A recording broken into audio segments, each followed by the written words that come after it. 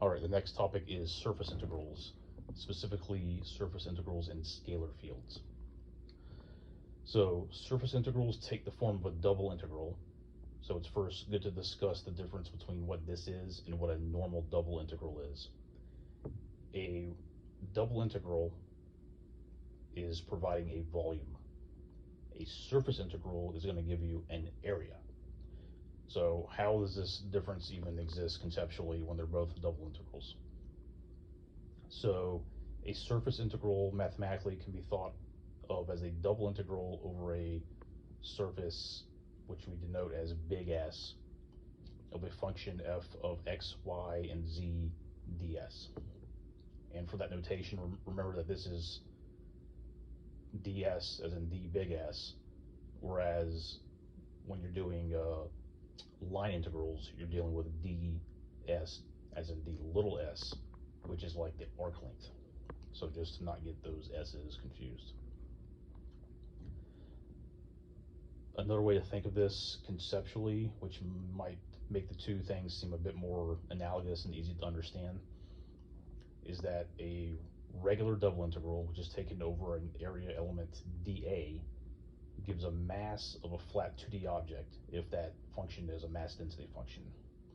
And a surface integral, which is taken over an area ds, that is big S, is also giving the mass of a flat, and I say flat in quotes, object, because it could have, it's going to be like, paper thin, but it could have waves or undulations, some weird shape to it. Again, if f is a mass density function. But anyway, that equation is not useful for actually calculating the surface integral. So what we want to do is use this formula, which is going to be the double integral over a flat region, and I say region in this case, not surface, of function f, and that function f is a function of three components, which are x, y, and then a subfunction g of x and y, all multiplied by the square root of the partial of g with respect to x squared plus the partial of g with respect to y squared. And this is assuming that we have g in terms of x and y, but we do need to discuss a little bit more about g. So the function g is a function of two of the variables, either x and y, or x and z, or y and z.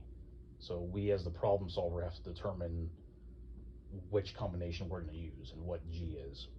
Essentially what we're doing is some kind of like a dumbed down parameterization, because it only makes sense conceptually to have two variables in the mass density part of the function, since, as we discussed earlier, this takes the form of a double integral. You can't be having three variables if you're only, unless you have a triple integral. So it's got to be two variables. So we eliminate one of them and turning it into a function of the other two, and that makes it work.